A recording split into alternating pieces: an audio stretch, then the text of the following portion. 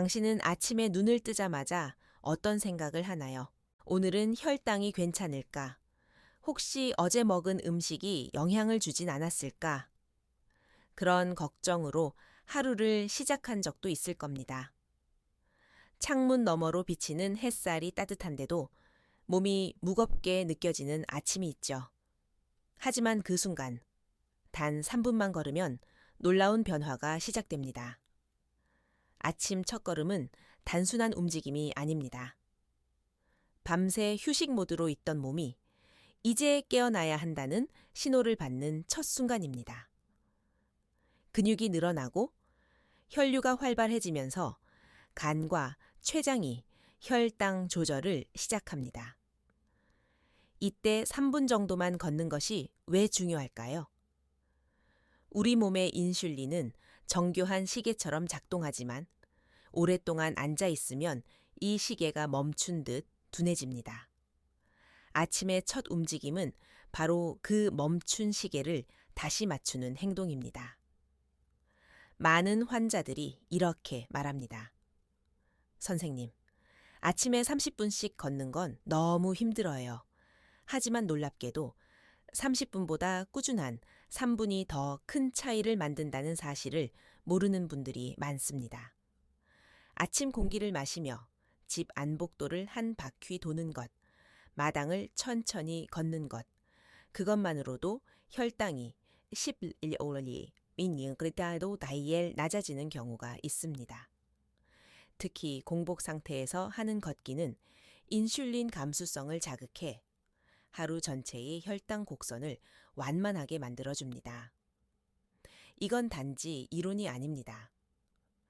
저는 40년간 당뇨 환자들을 진료하면서 약보다 꾸준한 습관이 더 강하다는 걸 수없이 보았습니다. 70대 여성 환자 한 분은 이렇게 말했죠. 아침에 첫 3분을 걸으니 하루가 달라져요. 예전엔 손끝이 찌릿했는데 요즘은 사라졌어요. 그분의 혈당 수치는 약도 바꾸지 않았는데 안정되었습니다. 이유는 단순합니다. 몸이 깨어나야 혈당도 깨어나기 때문입니다. 아침 첫걸음을 내디딜 때 숨을 천천히 들이마시며 오늘 하루도 괜찮을 거야 라고 자신에게 말해보세요. 그 한 걸음이 혈당을 조절하고 마음을 안정시키며 당신의 하루를 다르게 만들어줍니다. 이 영상이 도움이 되셨다면 구독과 좋아요 눌러주세요. 작은 실천이 건강을 바꿀 수 있습니다. 다음 장에서는 이 첫걸음이 어떻게 인슐린 반응을 깨우는지 그 생리학적 비밀을 함께 살펴봅니다. 아침에 첫걸음을 내딛는 순간 당신의 몸 안에서는 놀라운 일이 일어납니다.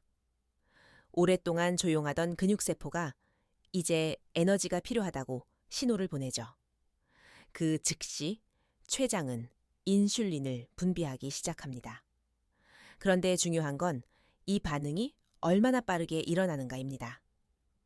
바로 여기서 아침 3분 걷기가 특별한 이유가 생깁니다. 밤새 당신의 몸은 인슐린 저항 상태에 가까워집니다. 잠을 자는 동안 혈당은 서서히 높아지고 간에서는 포도당이 만들어집니다. 그래서 아침 공복 혈당이 다른 시간보다 높은 것이죠.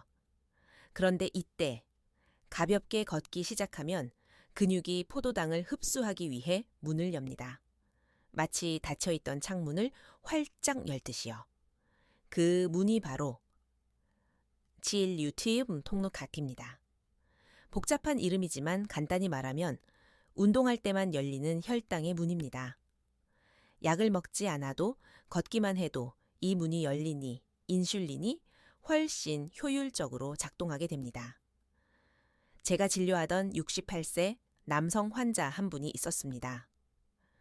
그분은 매일 아침 혈당이 뱅기열 인리인데 1/7씩으로 높았는데 약을 늘리기 싫다며 고민했죠.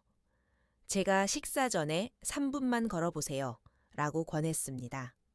처음엔 반신반의했지만 일주일 후 그의 아침 혈당은 140으로 떨어졌습니다.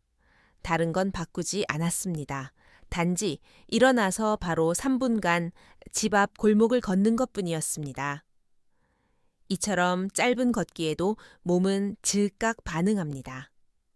혈류가 증가하면서 인슐린이 각 세포로 더 빨리 전달되고 세포막의 민감도도 회복됩니다. 과학적으로는 이걸 인슐린 감수성 회복 효과라고 부릅니다. 그런데 단순히 숫자의 변화만이 아닙니다. 몸이 다시 움직이는 존재라는 걸 기억해내는 순간 정신적으로도 활기가 돕니다. 잠이 깨면서 머리가 맑아지고 마음이 이제 오늘도 괜찮겠구나 하는 안정감을 느끼죠. 한 가지 더 흥미로운 점은 이런 아침 걷기가 저녁보다 훨씬 효율적이라는 사실입니다. 저녁에는 하루 동안의 피로와 스트레스가 쌓여 코르티솔이 많아지는데 이 호르몬은 혈당을 높입니다. 반면 아침에는 코르티솔이 아직 낮고 몸이 회복된 상태이므로 짧은 자극에도 훨씬 큰 혈당 저하 효과가 나타납니다. 걷는 동안 깊게 숨을 쉬어보세요. 그 단순한 리듬이 췌장을 자극하고 인슐린이 필요한 만큼만 작동하도록 돕습니다. 약의 도움 없이도 몸이 스스로 균형을 찾는 순간입니다. 다음 장에서는 언제 걷느냐에 따라 혈당 반응이 얼마나 달라지는지, 식사 전과 후의 차이를 자세히 살펴보겠습니다. 많은 사람들이 이렇게 묻습니다. 선생님, 식사 전이 좋아요? 아니면 식사 후에 걷는 게 낫나요? 둘 다 좋지만 목표가 혈당 안정이라면 타이밍이 절반입니다. 식사 전 걷기는 말 그대로 몸의 예열입니다. 당신이 식사를 하기 전에 3분만 걷는다면 근육이 먼저 깨어나 인슐린에 대한 반응성을 높입니다. 이렇게 준비된 몸은 식사 후 혈당이 갑자기 오르는 것을 막아줍니다. 예를 들어 같은 식사를 했는데 식전 걷기를 한 사람은 혈당 상승폭이 30% 니드니로디엘 낮게 나타납니다. 마치 몸이 준비 운동을 했으니 놀라지 않게 받아들이자고 반응하는 셈이죠. 반면 식사 후 걷기는 완전히 다른 목적을 가집니다. 음식이 들어온 뒤 혈액 속 포도당이 가장 높을 때 걷기를 하면 그 포도당을 근육이 에너지로 소모합니다. 즉, 즉시 혈당 처리 모드가 되는 것입니다. 특히 고탄수화물 식사 후 20분 안에 3분만 걸어도 혈당 상승 곡선이 완만해집니다. 이건 실제로 연구에서도 확인된 결과입니다. 당뇨 환자 1,000명을 대상으로 한 임상시험에서 식후 10분 내 가벼운 걷기를 한 그룹은 하지 않은 그룹보다 식후 혈당이 평균 20ml 우무돈-TL 낮았습니다. 하지만 여기서 한 가지 주의할 점이 있습니다. 식후 바로 걷기 시작할 때 배가 너무 부르면 위에서 소화가 방해받을 수 있습니다. 그럴 땐 숨쉬기, 산책을 하듯 천천히 걸으세요. 1분은 호흡에 집중하고 2분은 가볍게 어깨를 움직이며 혈류를 도와줍니다. 무릎에 부담을 주지 않으려면 평지나 집 안복도를 이용하는 것도 좋습니다. 저는 이런 환자를 만난 적이 있습니다. 74세 할머니였는데 식후마다 10분 이상 앉아 TV를 보는 게 습관이었지요. 제가 할머니 밥 드시고 나서 식탁 주변만 3분만 걸어보세요. 라고 조언했더니 2달 후 정기검진에서 공복 혈당이 148에서 120으로 내려갔습니다. 그분은 웃으며 이렇게 말했습니다.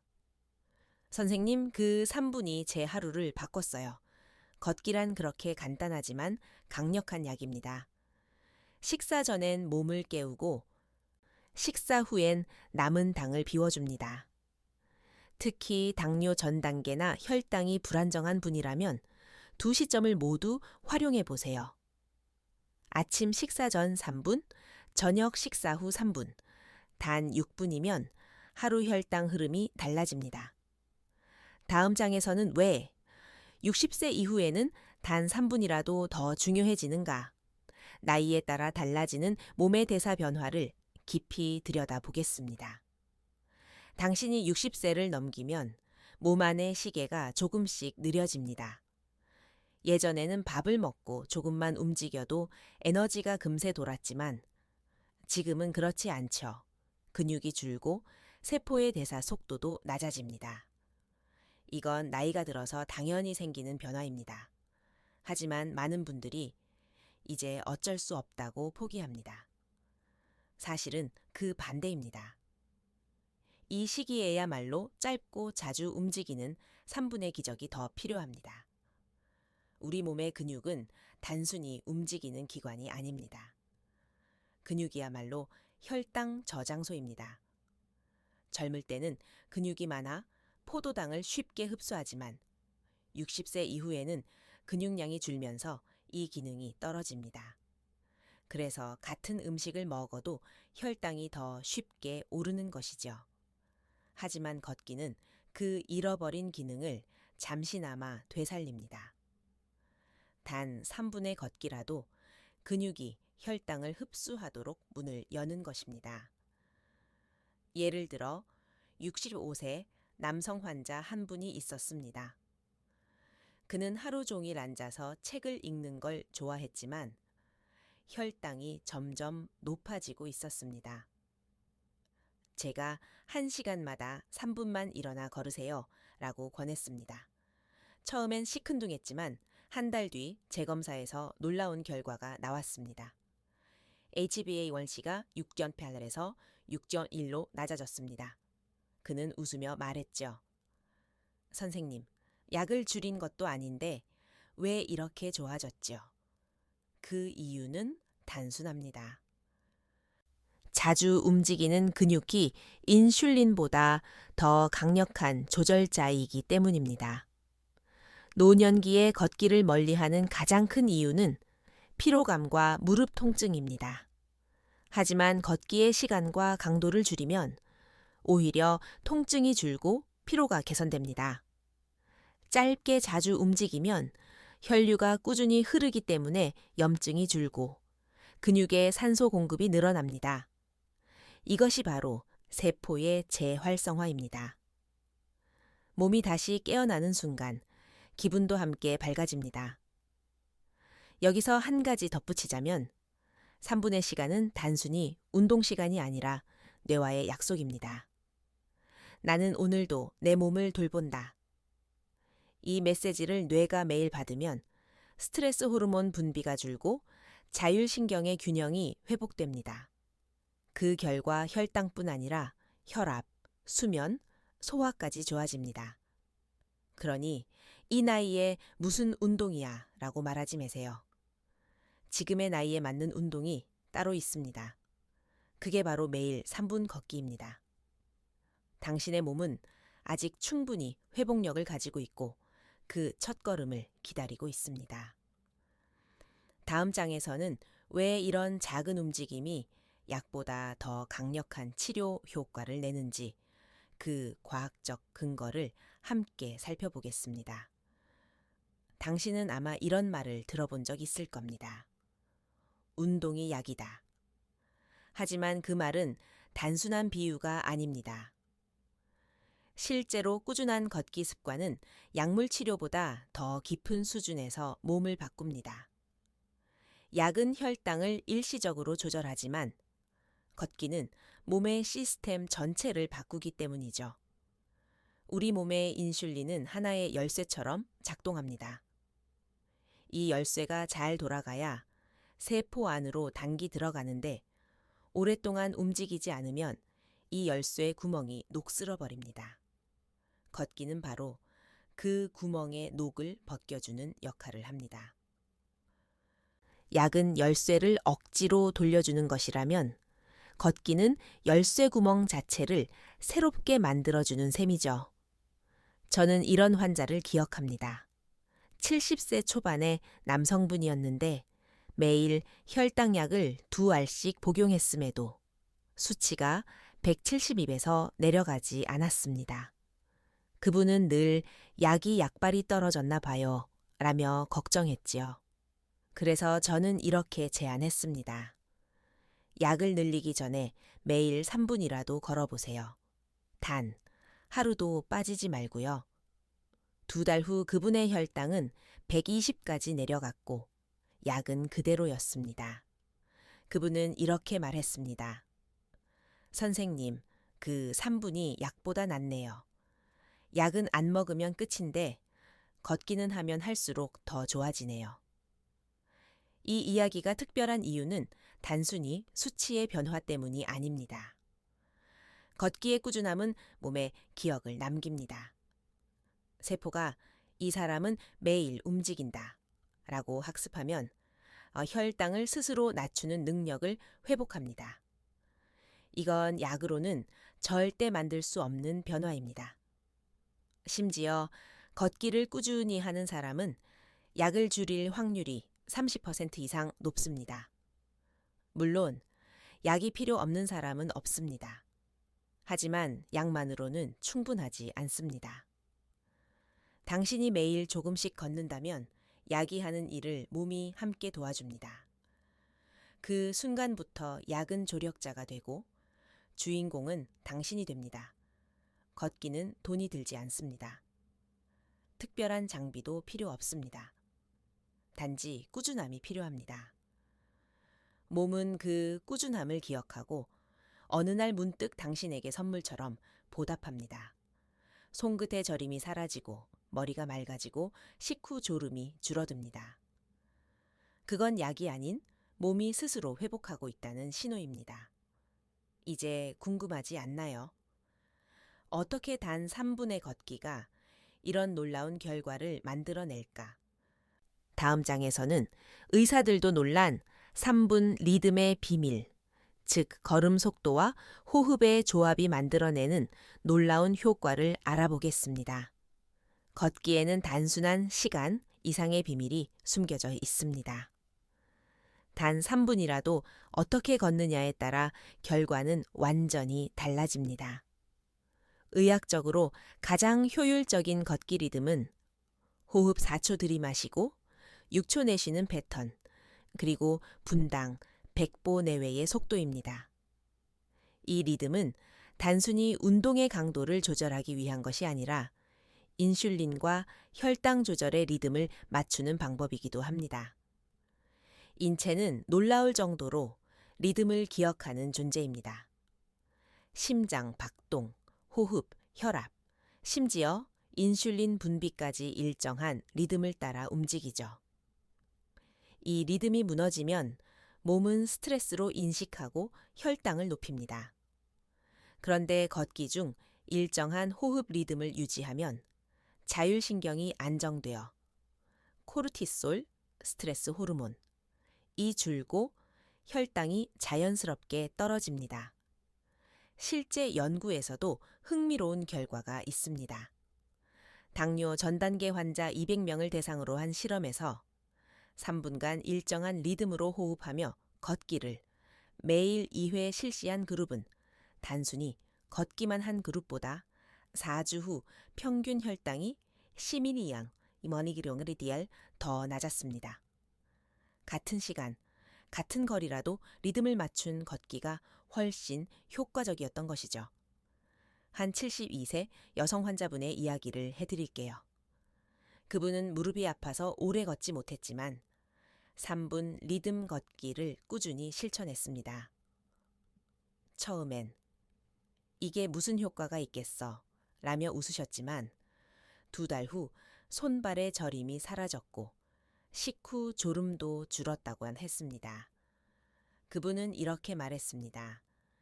이상하게 리듬을 맞추니 몸이 가벼워져요. 숨도 편하고 걷기가 즐거워졌어요. 그 이유는 분명합니다. 리듬 있는 걷기는 단순히 다리를 움직이는 운동이 아니라 몸 전체의 순환을 동기화시키는 행위이기 때문입니다. 혈류가 일정하게 흐르면서 췌장, 간, 심장, 뇌가 모두 같은 박자에 맞춰 일하기 시작합니다. 마치 악기들이 서로 조화를 이루듯 몸 안의 기관들이 한 팀처럼 움직입니다. 이때 중요한 포인트는 무리하지 말고 일정한 속도를 유지하는 것입니다. 숨이 차지 않을 정도로, 그러나 약간의 심장 박동이 느껴질 만큼만. 그 정도의 강도가 인슐린 감수성을 가장 효과적으로 자극합니다. 당신의 몸은 강한 자극보다 꾸준한 리듬을 더 좋아합니다.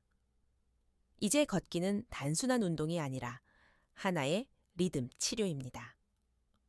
3분 리듬만 지켜도 몸은 스스로 균형을 되찾고 마음까지 차분해집니다. 다음 장에서는 이 걷기가 단순히 혈당뿐 아니라 뇌와 심장을 젊게 유지하는 놀라운 부가 효과를 어떻게 만들어내는지 알아보겠습니다.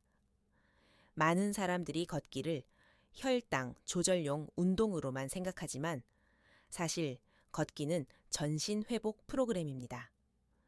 특히 60대 이후에는 걷기가 뇌와 심장을 동시에 젊게 만드는 거의 유일한 방법입니다. 당신이 걸을 때마다 다리의 근육은 단순히 몸을 움직이는 역할을 넘어서 일종의 두 번째 심장처럼 작동합니다. 종아리 근육이 수축하며 혈액을 위로 밀어 올리고 이 과정에서 심장의 부담이 줄어듭니다. 심장이 쉬어야 혈압이 안정되고 혈당이 내려갑니다. 혈관 속 순환이 좋아지면 포도당이 췌장으로, 간으로, 뇌로 고르게 공급됩니다. 이때 뇌는 안정이라는 신호를 받아 기억력과 집중력을 담당하는 해마 부위가 활성화됩니다. 이건 단순히 감정적인 표현이 아닙니다. 실제로 65세 이상 노년층을 대상으로 한 실험에서 매일 10분 미만의 걷기를 꾸준히 한 그룹은 그렇지 않은 그룹보다 기억력 테스트 점수가 15% 높고 인지 저하 속도는 40% 느렸습니다. 이 결과를 본 한 신경내과 교수는 이렇게 말했죠.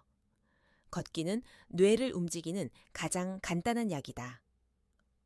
저 역시 오랜 진료 중 이런 사례를 많이 보았습니다.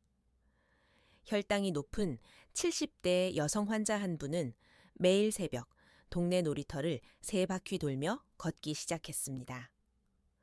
2달 후 혈당은 안정되었을 뿐 아니라 예전보다 훨씬 밝은 표정으로 진료실에 들어오셨죠. 그분은 이렇게 말씀하셨습니다. 요즘은 기억도 또렷하고 밤에 책을 읽어도 졸리지 않아요. 그건 단지 혈당의 변화가 아니라 뇌의 회복 신호였습니다. 걷기가 심장을 보호하는 이유도 여기에 있습니다. 짧은 거리라도 꾸준히 걸으면 혈관 내피세포가 자극을 받아 혈관이 탄력적으로 변합니다. 이는 혈당을 조절하는 데 중요한 인슐린 수용체의 기능을 향상시키죠. 그뿐 아니라 규칙적인 리듬은 심박수를 안정시켜 부정맥의 위험을 줄여줍니다.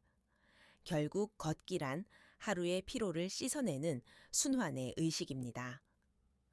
혈당이 내려가는 것은 그 결과일 뿐, 실제로는 뇌와 심장이 동시에 젊어지는 과정인 셈이죠. 그래서 걷기를 단지 운동으로 생각하지 마세요. 당신의 몸과 마음을 다시 조율하는 자연의 처방전이라고 기억하세요. 다음 장에서는 이렇게 좋은 걷기도 잘못하면 무릎이나 허리에 부담을 줄 수 있다는 점, 그리고 필요하지 않은 3단계 걷기법, 이를 안전하게 실천하는 방법을 안내해 드리겠습니다. 많은 분들이 걷기를 시작하려다 포기합니다. 이유는 단 하나. 무릎이 아파서. 특히 60대 이후에는 무릎 연골이 얇아지고 근육이 줄면서 조금만 걸어도 통증이 생기기 쉽습니다. 하지만 방법을 바꾸면 오히려 걷기가 무릎을 보호하는 운동이 됩니다. 오늘은 제가 환자분들에게 직접 알려드리는 피로하지 않은 3단계 걷기법을 함께 해볼까요? 1단계, 준비호흡 30초. 몸을 깨우기 걷기 전에 숨부터 고르세요. 코로 4초 들이마시고 입으로 6초 내쉬며 어깨를 살짝 돌립니다. 이 단순한 30초의 호흡이 근육과 관절에 곧 움직일 거야 라는 신호를 줍니다. 이 과정을 거치면 혈류가 부드럽게 흐르고 무릎이나 발목의 갑작스러운 자극을 예방합니다. 특히 아침에 일어난 직후에는 이 단계가 필수입니다. 이 시간을 빼먹으면 하루 종일 관절이 뻣뻣해지고 피로감이 더 쉽게 쌓입니다. 2단계, 리듬 걷기 2분. 천천히 시작하기 이제 걷기 시작합니다. 처음 1분은 발바닥 전체로 천천히 디디세요. 발 뒤꿈치, 발볼, 발가락으로 이어지는 자연스러운 롤링을 느끼며 팔을 가볍게 흔듭니다. 그 다음 1분은 호흡 리듬을 맞춥니다. 4초 들이마시고 6초 내쉬며 한 걸음씩 내디드세요. 이 리듬은 무릎에 과도한 충격을 주지 않으면서도 혈류순환과 인슐린 반응을 최적화합니다. 3단계, 정리 걷기 30초, 몸을 식히기 마지막 30초는 천천히 속도를 줄이면서 발끝으로 가볍게 딛습니다. 이 과정을 생략하면 운동 후 어지럼증이나 무릎 피로가 남습니다. 마치 음악이 끝날 때 조용히 여운을 남기듯 걷기도 마무리가 중요합니다. 마지막 호흡과 함께 손을 배 위에 얹고 오늘도 잘 걸었어 라고 속으로 말해보세요. 이 심리적 셀프 칭찬이 뇌의 도파민을 자극해 걷기를 지속하게 만드는 동기부여가 됩니다. 이 3단계 걷기법을 하루에 2번만 실천해 보세요. 무릎 통증이 줄고 혈당이 완만해지며 피로감이 눈에 띄게 줄어듭니다. 특히 당뇨나 고혈압이 있는 분들은 운동 후 혈당이 급격히 떨어지는 일이 줄어듭니다. 왜냐하면 몸이 스스로 속도를 조절할 수 있는 리듬 감각을 되찾기 때문입니다. 이제 걷기는 고통이 아닌 회복의 도구입니다. 무릎에 부담 없이 숨이 차지 않게 짧지만 규칙적으로. 그게 바로 당신의 몸이 원하는 이상적인 움직임입니다. 다음 장에서는 이 걷기 습관을 어떻게 매일의 일상 속으로 자연스럽게 녹여낼 수 있는지, 즉 습관으로 만드는 방법들을 구체적으로 알려드리겠습니다. 운동은 의지가 아니라 환경의 문제입니다. 많은 분들이 이렇게 말합니다. 선생님, 알고는 있지만 매일 하기가 너무 어려워요. 그럴 때마다 저는 웃으며 대답합니다. 그럼 운동을 특별한 일이 아니라 자동으로 일어나는 일로 만들어 보세요. 걷기를 습관으로 만드는 가장 쉬운 방법은 시간을 정해두는 것입니다. 예를 들어 아침 세수 후 또는 저녁 식사 후 바로 3분. 시간이 아니라 상황에 걷기를 붙이는 겁니다. 이건 뇌과학적으로도 근거가 있습니다. 새로운 습관은 이미 존재하는 일상 행동에 연결될 때 더 오래 지속된다고 합니다. 즉, 밥 먹고 바로 걷기는 걷자고 결심하기보다 훨씬 실행력이 높습니다. 두 번째 방법은 공간을 시각화하는 것입니다. 우리 집 복도 2바퀴, 현관 앞 나무 그늘까지, 거실과 부엌 왕복 2번. 이렇게 구체적인 공간 목표를 세우면 뇌는 완수감을 느껴 도파민을 분비합니다. 그 성취감이 다시 걷기를 이어가게 하는 연료가 됩니다. 세 번째는 작게 시작해도 괜찮다는 마음입니다. 사람들은 종종 오늘은 못했네, 실패했네 하며 포기합니다. 하지만 습관의 핵심은 완벽함이 아니라 반복입니다. 하루 3분도 좋고 2분이라도 괜찮습니다. 중요한 건 내 몸을 매일 깨운다는 약속을 지키는 것입니다. 제가 진료하던 75세 어르신이 있습니다. 그분은 처음엔 1분도 걷기 어려웠습니다. 하지만 매일 저녁 식사 후 부엌에서 창문까지 왔다 갔다 하는 걸로 시작했습니다. 3주 후 자연스럽게 마당을 한 바퀴 돌게 되었고 2달 후엔 매일 아침 동네 공원을 산책했습니다. 그분은 이렇게 말했죠. 이젠 안 걸으면 몸이 답답해요. 걷는 게 약이란 걸 몸이 알아버렸어요. 습관은 의지보다 강합니다. 한 번 형성되면 몸이 스스로 움직입니다. 특히 60대 이후에는 뇌의 보상 시스템이 단순해집니다. 작은 성취감 하나에도 긍정 호르몬이 크게 분비되죠. 그래서 짧고 간단한 걷기가 오히려 더 오래 갑니다. 걷기를 일상화하면 어느 순간 이렇게 느낄 겁니다. 오늘은 유난히 다리가 가볍네. 그건 혈당이 안정되고 있다는 신호입니다. 몸이 스스로 균형을 되찾고 있다는 뜻이죠. 이제 당신의 걷기는 단순한 운동이 아니라 하루를 시작하고 마무리하는 의식입니다. 그 의식이 쌓일수록 혈당은 고요해지고 마음은 평온해집니다.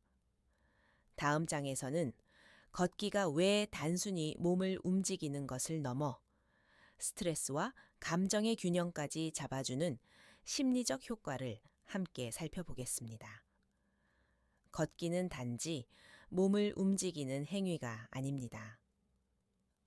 특히 60세 이후의 걷기는 감정의 정리이자 마음의 치유 과정입니다. 왜일까요? 혈당과 감정은 깊은 관계가 있기 때문입니다. 스트레스를 받으면 몸은 생존을 위해 코르티솔이라는 호르몬을 분비합니다. 이 코르티솔은 간에 포도당을 만들어라 라는 명령을 내립니다. 그래서 마음이 불안하거나 분노, 외로움 같은 감정이 쌓이면 아무것도 먹지 않아도 혈당이 올라가죠. 이건 단지 심리의 문제가 아니라 생리적 반응입니다. 즉, 마음이 불안정하면 혈당도 흔들립니다. 그런데 걷기는 이 악순환을 끊어냅니다. 리듬감 있는 걸음과 깊은 호흡이 교감신경을 진정시키고 코르티솔을 낮춥니다. 실제로 미국 하버드 의대 연구에서는 하루 10분의 걷기가 한구울제와 유사한 수준으로 세로토닌, 행복 호르몬을 높인다고 밝혔습니다. 특히 자연 속에서 걷는 경우 그 효과는 2배 이상 강합니다. 햇빛, 바람, 새소리, 흙 냄새 같은 감각들이 뇌의 편도체를 안정시키기 때문입니다. 저는 이런 환자를 기억합니다. 혈당도 높고 마음의 상처도 깊었던 67세 여성분이었습니다. 남편을 잃고 우울감에 시달리던 그분은 아무 의욕이 없다고 하셨죠. 그래서 저는 하루 3분만 햇빛이 드는 곳으로 걸어 나가세요. 라고 권했습니다. 처음엔 억지로 하셨지만 한 달이 지나자 이렇게 말씀하셨습니다. 선생님, 이상하게 걸으면 마음이 가벼워요. 눈물이 나도 걷고 나면 괜찮아요. 그분의 공복 혈당은 20ml 타니아이디엘 내려갔고 수면의 질도 눈에 띄게 좋아졌습니다. 그건 몸이 아니라 마음이 회복되면서 혈당이 안정된 결과였습니다. 걷기의 리듬은 명상과 비슷합니다. 발이 땅을 딛는 감각, 숨의 흐름, 들리는 소리, 이 모든 게 현재에 머무르게 합니다. 지나간 일에 대한 후회나 미래의 걱정이 잠시 멈추는 시간이죠. 그래서 걷는 동안 뇌의 전두엽이 진정되고 불안과 공포를 담당하는 편도체가 조용해집니다. 그 결과 혈당, 혈압, 심박수가 함께 안정됩니다. 걷기를 마음의 대화로 바꿔보세요. 오늘 하루도 잘 버텼다. 내 몸이 이렇게 움직일 수 있음에 감사하다. 그 짧은 말 한마디가 인슐린보다 더 강력한 약이 되기도 합니다. 이제 당신은 걷기를 통해 몸과 마음을 동시에 돌보는 법을 알고 있습니다. 다음 장에서는 이 걷기를 실천해 놀라운 변화를 경험한 실제 환자들의 이야기를 나누며 그들의 변화가 어떻게 희망의 증거가 되었는지 함께 살펴보겠습니다. 사람은 숫자보다 이야기로 변화합니다. 혈당이 얼마 내려갔다는 수치보다 그 안에 담긴 삶의 이야기가 더 오래 남죠. 오늘은 제가 수십 년간 진료하면서 잊을 수 없었던 세 분의 이야기를 들려드리겠습니다. 첫 번째는 71세 남성, 은퇴한 교사였습니다. 그분은 혈당이 늘 100캘씩 이상이었고 약을 늘려도 큰 변화가 없었습니다. 걷기요? 선생님, 다리가 무거워서요. 그가 처음엔 이렇게 말했죠.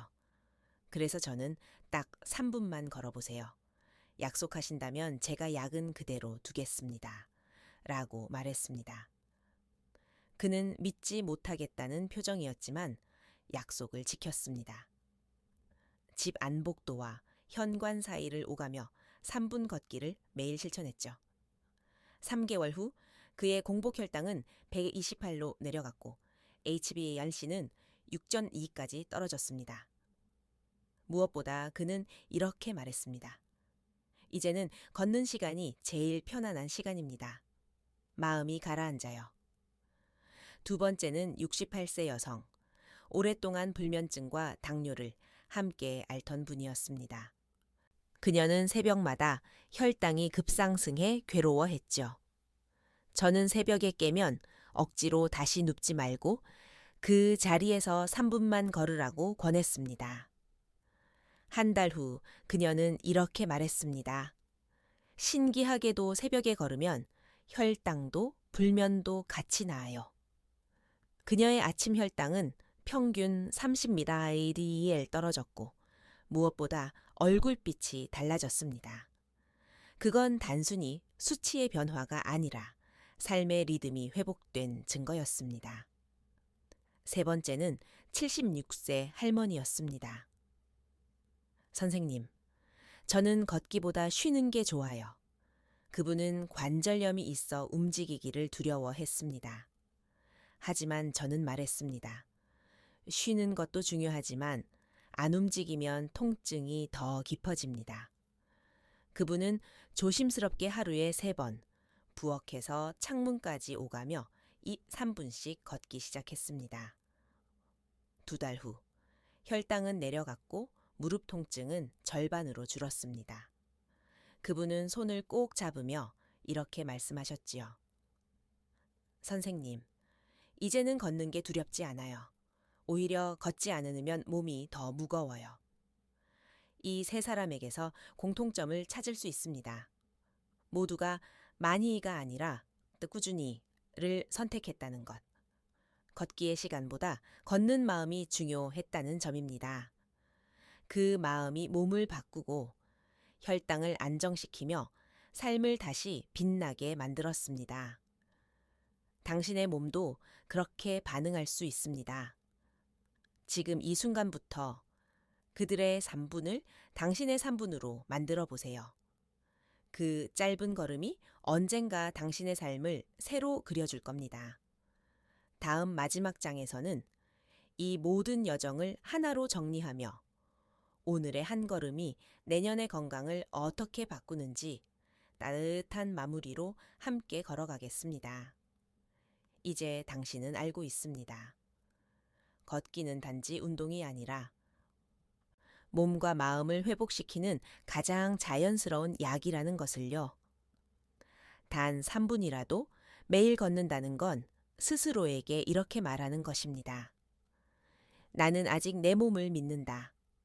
많은 환자들이 이렇게 이야기합니다. 선생님, 이렇게 짧은 시간이 무슨 소용이 있을까요? 하지만 40년 넘게 환자들을 지켜보며 저는 확신하게 되었습니다. 큰 변화를 만드는 건 언제나 작고 꾸준한 실천입니다. 약을 늘려도 생활이 바뀌지 않으면 혈당은 요동칩니다. 반대로 생활이 변하면 약이 줄고 몸이 회복의 리듬을 찾습니다. 하루의 시작을 아침 첫걸음으로 열어보세요. 창문을 열고 바람을 마시며 3분만 걸어보세요. 처음엔 다리가 무겁고 귀찮을지도 모릅니다.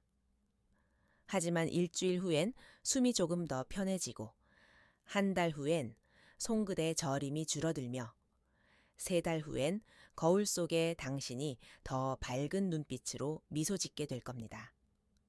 걷기는 인내의 상징이 아닙니다. 그건 자기 돌봄의 표현입니다. 걷는 동안 당신의 몸은 스스로 치유의 언어를 배웁니다. 혈당이 안정되고 심장이 여유를 찾고 뇌가 평온을 회복합니다. 그리고 어느 날 문득 깨닫게 될 겁니다.